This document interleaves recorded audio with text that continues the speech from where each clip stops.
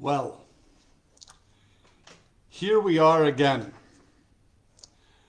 Welcome everybody to today's Friday Reads, as this is going to be a very special Friday Reads, because this particular occasion is going to be spread throughout four, let's say, Friday Reads. Some of the days will not be on Friday though. And as we're celebrating this Shakespeare April Fest, after today, we will be live on the 8th of April, the 14th of April, and ending this wonderful story on the 23rd of April, and in fact celebrating Shakespeare on that day. I see people already commenting. Hello, Catherine. Hello, Israel. Hello, Sidra. Welcome, everyone. Please, by all means, comment whenever you wish. For today's particular read, it is A Midsummer Night's Dream by William Shakespeare. Now, some people have been asking, what age group can listen to this story? Will they be able to understand if they are primary students? And my answer to that is, without a doubt, any story that is read and any story that is listened to, if it's entertaining and if it's read at a pace that students can listen to, then by all means, have your students share this particular video for them to hear this. Now, William Shakespeare, before we jump into the story, I'd like just to read a little bit about William Shakespeare. This way we can allow our students to get a little bit of a feel of who is this person who wrote this amazing story, this play, right? William Shakespeare was born in Stratford upon Avon, a very small English town, in 1564. Yes, 1564. We're going back quite a bit. Shakespeare has a nickname, though. He is known as the Bard of Stratford. That's his nickname, right? Now, he has written many, many plays, sonnets, poetry, and different forms of expression through his imagination and his creativity. Today, we're going to be listening to A Midsummer Night's Dream, one of Shakespeare's most well-known plays. It's actually a comedy, which explores themes such as love, faithfulness, fact and fiction, reality and imagination. Written and performed in 1595, but they're not quite sure. It might be 1596. It's one of Bard's early plays. Now, who is Bard? Shakespeare.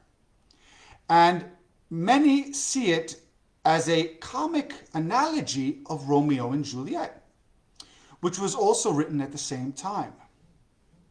One of its most distinctive features is the magical world of fairies that are introduced in the play.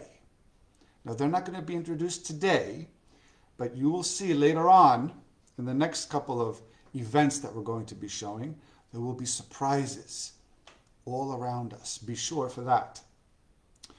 Until A Midsummer Night's Dream, fairies, now this is really interesting, they were considered as very mean, angry, mischievous creatures that harm people. But Shakespeare was the one, and his play was the one, that changed the opinion to a more positive one about fairies.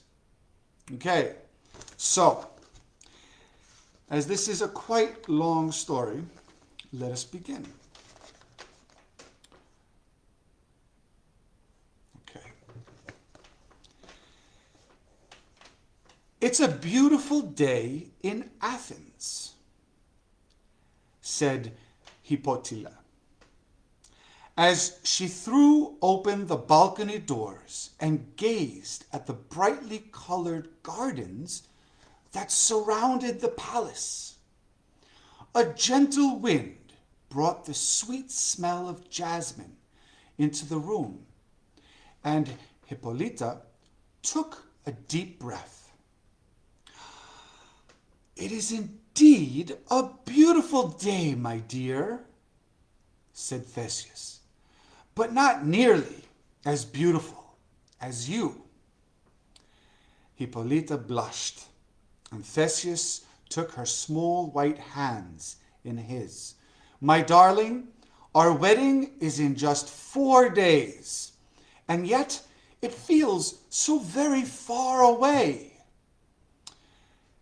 Hippolyta smiled and laughed. "I assure you, dear Theseus, these 4 days will pass quickly. We will be man and wife, or rather, duke and duchess, in no time. I'm planning the biggest wedding celebration that Athens has ever seen," said Theseus, his brown eyes shining with excitement. "I've ordered Philostratus, my master of revels, to organize the entertainment for the wedding. There will be plays, singers, jugglers. Our guests will come from all over Greece to wish us well." "Wow, that sounds wonderful," said Hippolyta, as she wrapped her arms around her fiancé. Their embrace, though, was interrupted by the sound of a trumpet echoing through the palace.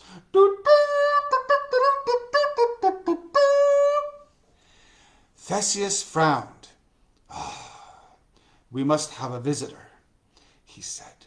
"I wonder who it could be." A few minutes later, a servant led an elderly gentleman, a young woman, and 2 young men, one dark-haired and the other fair-haired, into the Duke's study. "Good day, Theseus, Duke of Athens," said the elderly man, bowing slightly. "And good day to you too, fair Hippolyta." Hippolyta smiled and nodded her head as Theseus shook the hand of his old friend. "It's good to see you, Aegeus," said the Duke. "But what does bring you here today, of all days?" "Your Grace, I have come to ask for your help," said Aegeus. "My daughter, Hermia, here," he pointed at the curly-haired girl standing next to him, "she is refusing to listen to me." Aegeus waved his hand at the dark-haired young man. "Step forward, Demetrius," he commanded. The young man did as he was told. "I gave Demetrius permission to marry Hermia," explained Aegeus. "But she has fallen in love with someone else, with Lysander." The old man pointed at an angry finger at the fair-haired youth. That was Lysander. "Or rather, Lysander has tricked her into falling in love with him. He has given her sweets and gifts and turned my well-behaved daughter into a very, very stubborn young woman. Your Grace, according to Athenian law, a daughter must obey her father's wishes or be punished. I beg you, make her come to her senses." Theseus turned to look at Hermia. "What your father says is true. You must by law obey his wishes. Why are you refusing to marry Demetrius? He is, in my opinion, a very good man." "But Lysander is also a good one," cried Hermia, her blue eyes filling with tears. That may be true, said Theseus, but your father has chosen Demetrius to be your husband. Hermia was quiet for a moment. Your Grace, what will happen to me if I refuse to do what my father wants? You will either be put to death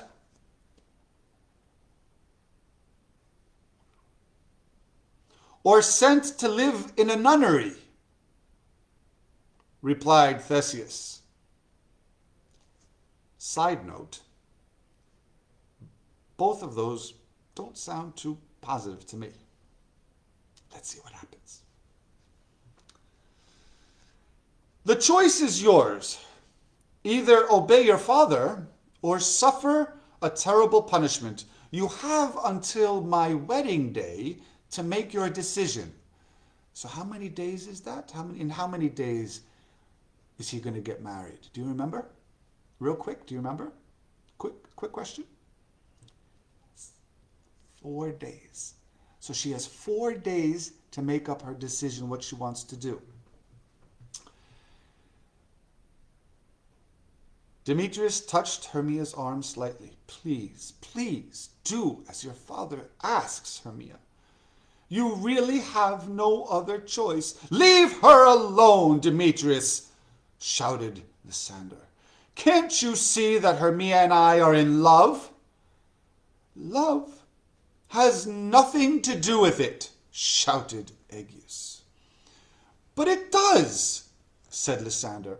Hermia loves me, not Demetrius. I am as wealthy and as successful as Demetrius is, and, if I may say, a much better man. Demetrius was once engaged to Hermia's friend Helena, but he left the poor girl because he wanted to marry Hermia, a woman who does not care for him at all. Demetrius broke Helena's heart. She still loves him dearly. Interesting. I have heard this story, Lysander, said Theseus, but it does not change the fact that Aegeus wants his daughter to marry Demetrius. Now, I would like Aegeus and Demetrius to join me in my private chamber to discuss this matter further. Hermia, my advice to you is to do as your father requests. Come, Hippolyta. Come, let's go. Once the Duke, Hippolyta, Aegeus, and Demetrius had left the room, Hermia sat down on a blue velvet sofa and sighed.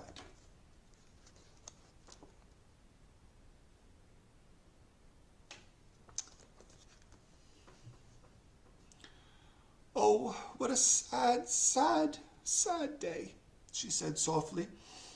A tear ran down her pale pink cheek, and Lysander wiped it away very gently. What are we going to do, Lysander? Asked Hermia. There's no way out of this horrible situation. I think I might have a solution. Lysander sat down next to the girl. Hermia looked at him curiously. I have a rich aunt who lives not too far away in a town outside of Athens. She never had any children and always thought of me as a son. Perhaps we should run away and get married over there at her house. If we get married outside of Athens, we technically won't be breaking any laws. Hermia's eyes brightened and she threw her arms around Lysander. Oh, Lysander, she cried, that's a wonderful idea. We'll leave tomorrow night, said Lysander. Meet me in the wood outside Athens at 8 o'clock, 8 o'clock sharp. We won't run into anyone if we travel at night. In the meantime, I'll make all the arrangements for the journey. Hermia smiled. I can't wait to marry you, Lysander, she said. Neither can I. A short while later, the couple left the palace and went their separate ways. Lysander went home to prepare for the journey, while Hermia, she decided to go to the market to buy some fruit. It was there that she ran into her old friend, Helena. Now this is where it gets interesting. Ladies, yes.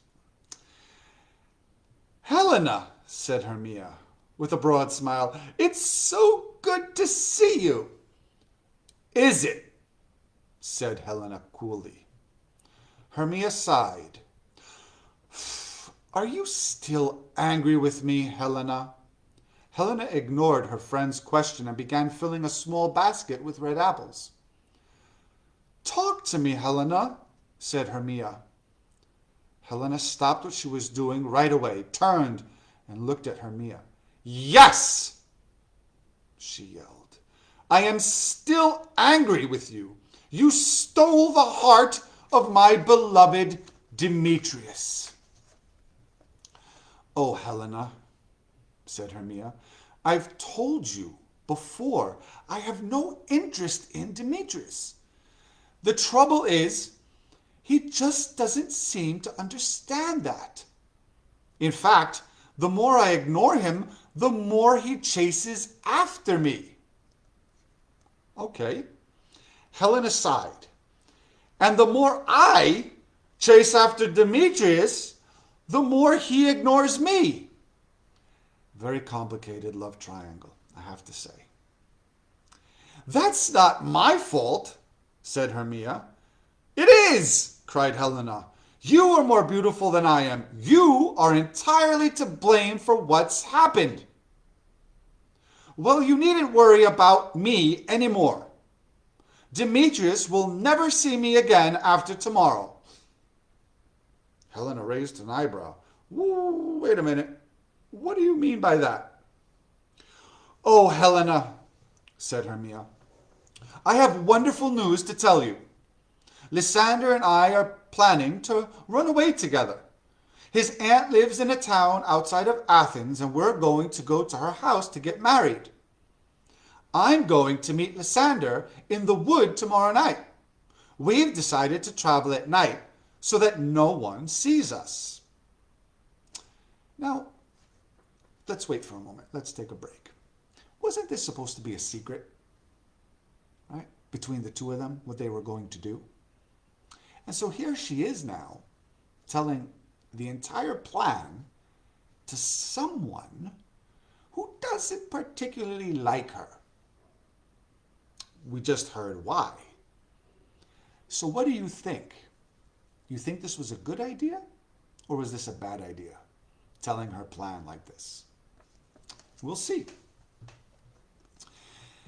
Helena looked surprised. Really, she said. Well, in that case, I wish you and Lysander all the very best. Thank you, Helena, said Hermia, as she squeezed her friend's arm. And I wish you the best of luck with Demetrius. Thank you, she said. Goodbye, my friend. As Helena watched her friend walk away with her basket of fruit, she came up with a rather clever idea. She decided to tell Demetrius about Hermia's decision to run away with Lysander. It was a mistake. Helena knew that Demetrius would follow Hermia into the wood to stop her, so she decided to follow Demetrius and beg him to give her one last chance. It was the only way Helena could think of to win her former fiancé back. Anxious to set her plan in motion, Helena dropped her basket of apples and ran to find her beloved Demetrius. Now that was chapter 1. Okay. As you can see, these relationships back then were complicated, as they are now too, right? So let's see what happens. In another part of Athens, a group of craftsmen had gathered together in an inn to discuss the play that they hope to perform for the Duke and his new wife. The group consisted of a carpenter named Peter Quince, a weaver named Nick Bottom, a butcher named Francis Flute, a tailor named Robin Starveling, a builder named Tom Snout, and a blacksmith named Snug. Now don't worry, you're not going to be tested on this. Okay, but you can always go back and rewind. Peter Quince had volunteered to direct the play and also write the script and assign the various roles to his friends. They were all going to take part in the Duke's wedding celebration. Once the craftsmen had finished eating their lunch, Peter stood up and gently tapped the glass with a spoon. "Gentlemen," he began, "may I have your attention, please?" The men stopped talking and turned to look at their director. "I'd like to begin by telling you all about the play I've chosen us to perform. It is a comedy." "Is it a comedy?" asked Bottom. Peter shook his head. No. The play is called The Cruel Deaths of Pyramus and Thebes. It's based on an ancient legend. And wait a minute, interrupted Bottom. That doesn't sound like a comedy. The Cruel Deaths? Peter sighed. Like I said, it isn't a comedy. The play is about two young lovers who die under very tragic circumstances. Interesting. Bottom leaned back in his chair and rubbed his full round belly. "I really think we should be putting on a comedy for the Duke and his bride. It is their wedding day, after all." The director glared at Bottom. "This is the play I've chosen, and this is the play we are putting on for the Duke. Now, if you'll all allow me to continue, I'll tell you who will be playing which part." "Go on," said Bottom. Peter cleared his throat.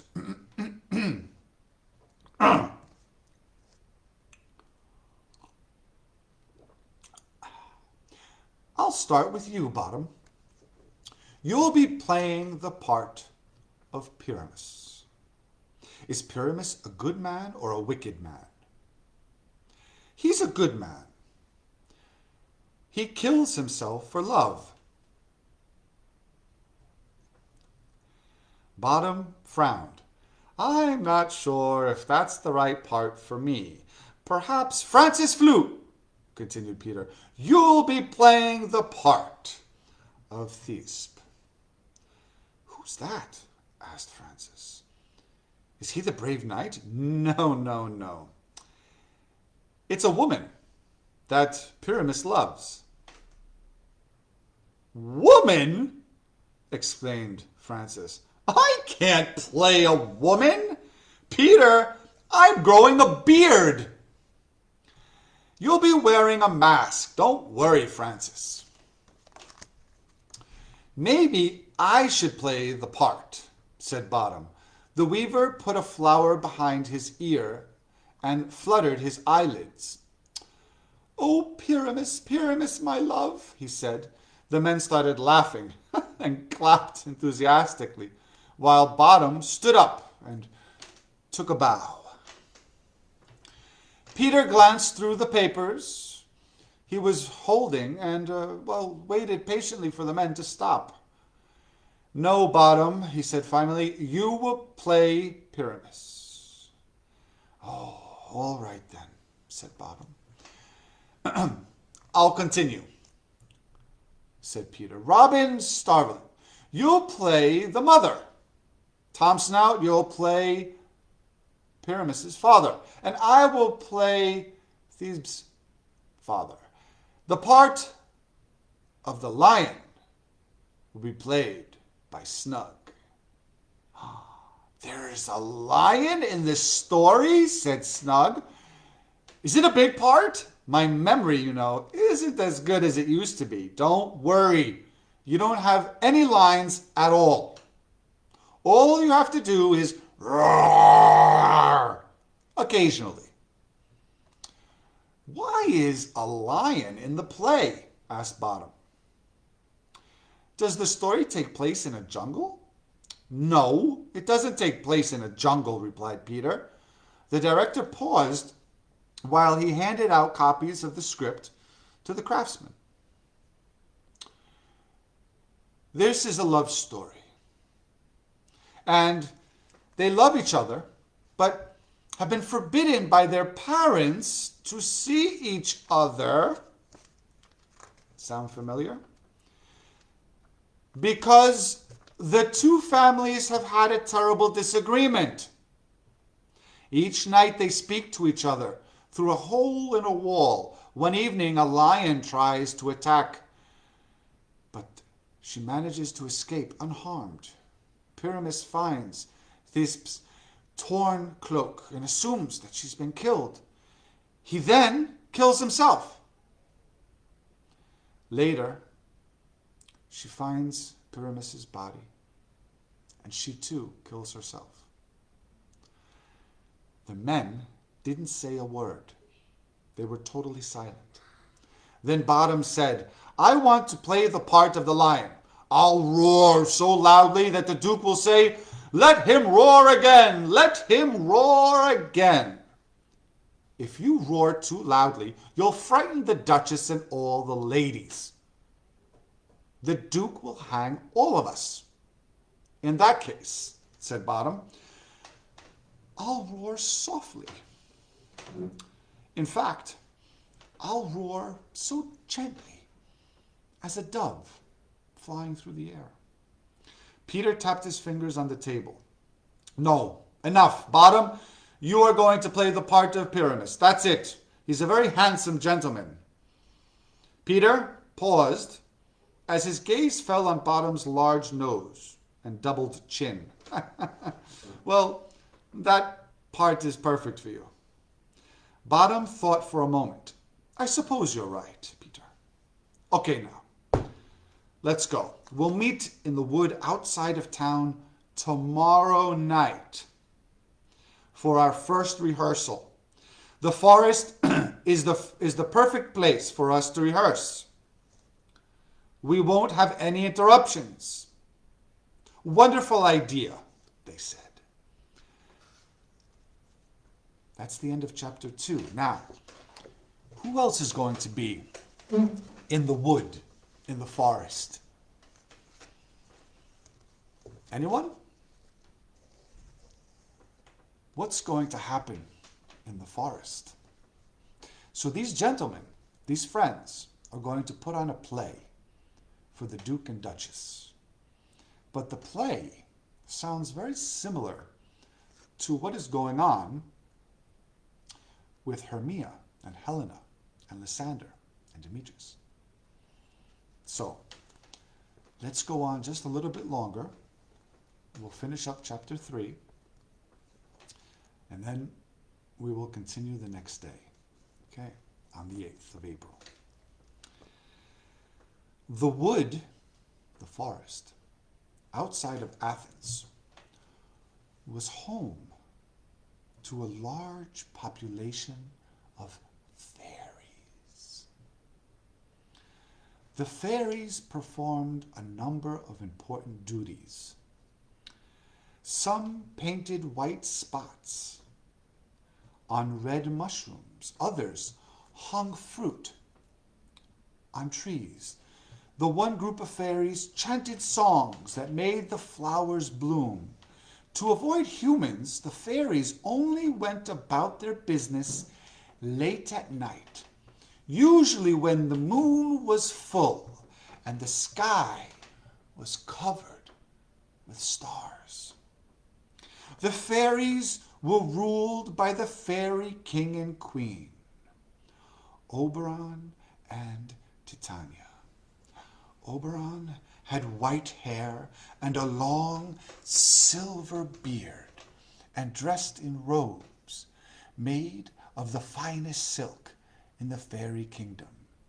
Titania was much younger than Oberon, with her golden curls, her pale skin, green eyes.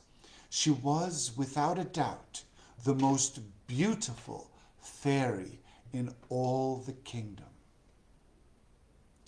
The royal couple lived in a castle which was hidden behind a waterfall near the wood.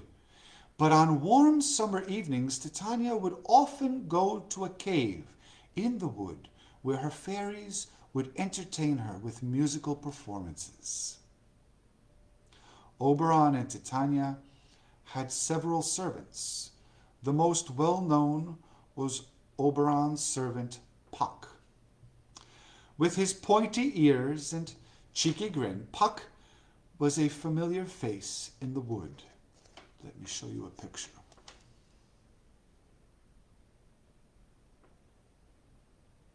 Okay. The fairy had a reputation for being quite naughty, and he particularly enjoyed playing tricks on humans. For example, if a human walked past Puck carrying a bucket of milk, he cast a spell to make the milk go sour and taste yucky. If travelers were lost in the wood at night, Puck would make it very, very difficult for them to find their way back home. Now, on the night that Hermia and Lysander had planned to run away together, Puck sat at the edge of a riverbank, admiring the sight of the moon's reflection on the water. Suddenly, Peace Blossom, one of Titania's servants, hurried past. "Where are you going in such a hurry?" asked Puck. "Puck, you gave me a fright. I'm collecting flowers for the queen.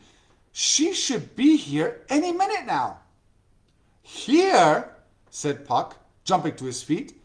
"That's not good news." "Why not?" "Oberon is on his way here too," explained Puck.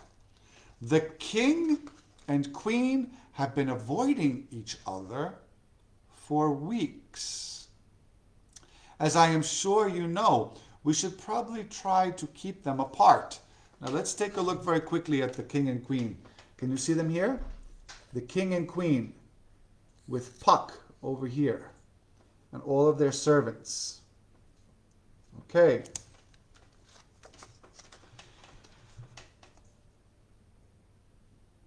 Peace Blossom sighed and set down the basket of flowers she's been carrying. I heard that they're fighting about the little Indian boy. Is that true?" Puck nodded. "The Indian boy used to be a prince in the human world. Titania was very close to the boy's mother, and when she died, Titania swore to protect and look after him. Oberon loves the boy very much. He sees him as a son and would like to make him a knight. But Titania refuses to give him up." "I see," said Peace Blossom. "Well, I hope they find a solution soon. Their fighting is getting very, very sad for everyone." Suddenly Puck heard the sound of footsteps, and he looked around. "Here they come," he said.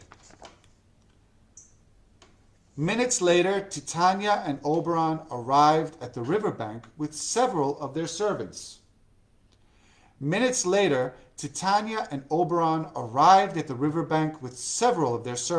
"What are you doing here, Oberon?" asked Titania. "Are you on your way to Athens to disrupt the Duke's wedding? I heard rumors that you may be in love with Hippolyta. Oh, man. No, Titania, said Oberon. I've just come from a meeting with the fairy elders, and I do not love her. As you, are you on your way to Athens? You've always admired Theseus. Perhaps you are in love with him. Oh my goodness. This is just a whole bunch of love triangles going around. I'm not in love with Theseus, said Titania. I'm in love with a stubborn old fool who refuses to do as I ask. You're referring to the boy? Asked Oberon. Of course I'm referring to the boy. Where is he? Continued Oberon. In a safe place, replied Titania. Far, far away from you. Come now, Titania, said the king. His voice softened. I don't want to fight with you anymore. Just give me the boy, and all will be well. I will do no such thing, said the queen. That boy is very special to me. I promised his mother that I would look after him, and I intend to keep that promise. But Titania, I will treat him like my own son, said Oberon. He will have everything his heart desires, I assure you. I'm afraid my answer is still no, said Titania. With that, the queen turned around and walked off. The king waved an angry fist in the air. You'll pay for this, Titania. You'll pay for this, he threatened. I'll make sure of it. Puck. Yes, sire, said the fairy, as he ran to his master's side. Puck, there's something I want you to do for me, cried the king. Of course, sire. Please, tell me. There's a purple flower. Now pay attention. This is where it gets interesting. We're almost finished, guys. There is a purple flower. I have a little attendee with me right now. He heard me reading the story and came from the other room. He was interested in what I was saying. So there is a purple flower in the wood called Love in Waiting, which was once accidentally struck by one of Cupid's arrows. This flower contains a magical liquid, and if you pour it into the eyes of a sleeping person, he will fall in love with the first creature he sees when he wakes up. Find the flower and bring it to me at once. Yes, sire, said Puck. The fairy hesitated, though, for a second. May I ask what you intend to do with it, my lord? Oberon stroked his beard thoughtfully. When Titania falls asleep tonight, I'm going to pour the liquid onto her eyes. Then, when she wakes up, she'll fall in love with the first thing she sees, which I hope will be a bear or a monkey or some ridiculous creature. She'll beg me to reverse the spell, which I will only do if she promises to give me the boy. Puck grinned. That's very, very clever, sire. Go quickly, Puck, he said. I'll wait for you here. The fairy ran into the wood, and the king sent his other servants back to the castle. Just then, Oberon heard the sound of voices, and he quickly disappeared into the shadows. So, what is going to happen next? As Puck is going to find that magical flower that Cupid once struck with his arrow, called Love in Waiting. So, until next time, April 8th, join me again, where we will continue this story a Midsummer Night's Dream to see what's going to happen next. Okay. I want to thank you all for joining us today. I hope you enjoyed it. Like, share, tag the story, and I hope to see you again on the 8th. Thank you very, very much. Have an absolute wonderful morning, afternoon, or evening from wherever you're joining in around the world, and have a splendid weekend. Okay? Take care, everyone. Bye.